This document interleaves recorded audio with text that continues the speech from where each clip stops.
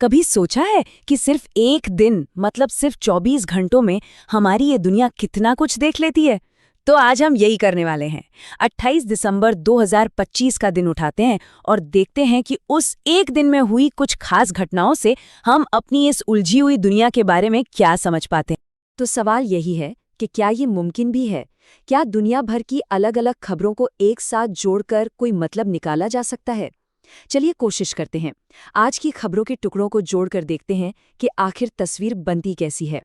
तो सबसे पहले बात करते हैं राजनीति की, जहां दुनिया के अलग-अलग हिस्सों में देश सत्ता, अपनी पहचान और स्थिरता के लिए जद्दोजहद कर रहे हैं। म्यांमार में देखिए, 2021 में तख्ता पलट के बाद से जो सेना का राज है, वो अब चुनाव करवा रही है, लेकिन विपक्ष का सीधा सीधा कहना है कि ये सब बस एक दिखावा है। ये चुनाव न तो आजाद है और न ही निष्पक्ष, और ये किसी भी देश के भविष्य पर एक बहुत बड़ा सवालिया निशान लगा देता है। 2 स्क्रीन पर ये जो नंबर दिख रहा है ये है 2। चीनी न्यूक्लियर एक्सपर्ट्स का दावा है कि जापान के पास 2 परमाणु बम मौजूद हैं। अब आप सोच सकते हैं कि इस एक दावे ने दुनिया में कैसी हलचल मचा दी होगी। और देखिए, बात सिर्फ यहीं पर खत्म नहीं होती। दावे में ये भी कहा गया है कि जापान बहुत जल्द और भी हथियार बना सकता है। इस एक बयान ने पूरे एशिया में हथियारों की एक नई दौड़ शुरू होने का खतरा पैदा कर दिया है, और जाहिर है दुनिया भर की नजरें अब इस पर टिकी हुई हैं। लेकिन जहां तनाव है वहां शांति की कोशिशें भी तो होती हैं, है ना? तो चलिए अब उन कोशिशों पर एक नजर डालते हैं जो दुनिया में रिश्ते सुधारने और मसलों को सुलझाने के लिए की जा रही हैं। ये देखिए, थाईलैंड और कंबोडिया, इन्होंने अपनी सीमा पर शांति बनाए रखने के लिए एक बहुत जरूरी समझौता किया है। ये कदम दोनों देशों के बीच काफी लंबे समय से जो तनाव चल रहा था उसे कम करने में वाकई एक बड़ी मदद कर सकता है। और कूटनीति की ही बात करें तो यूक्रेन के राष्ट्रपति ज़ेलेंस्की और अमेरिकी राष्ट्रपति ट्रंप के बीच ये मीटिंग एक बहुत बड़ा उदाहरण है। रूस यूक्रेन युद्ध को लेकर हो रही इस बातचीत पर सबकी नजर है, क्योंकि ये एक अहम मोड़ भी साबित हो सकती है। अच्छा, अब बड़ी बड़ी राजनीति से हटकर जरा उन आम लोगों पर ध्यान देते हैं जिन पर इन सारी वैश्विक घटनाओं का सीधा असर पड़ता है, और देखते हैं कि वो इन हालात का सामना कैसे कर रहे हैं। गाजा से आई ये एक लाइन सुनिए। शरणार्थियों के तंबू में पानी भर गया है। ये सिर्फ एक वाक्य नहीं है, ये वहां के हजारों लोगों का दर्द बयां कर रहा है। हुआ ये है कि गाजा में भारी बारिश और कड़ाके की ठंड ने शरणार्थियों की मुश्किलें कई गुना बढ़ा दी हैं।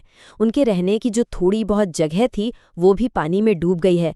इससे वहां मानवीय संकट हर दिन और गहरा होता जा रहा है। और देखिए दुनिया कैसे जुड़ी है। बांग्लादेश में हिंदू अल्पसंख्यकों पर हो रहे हमलों के खिलाफ लंदन में लोग सड़कों पर उतर आए हैं।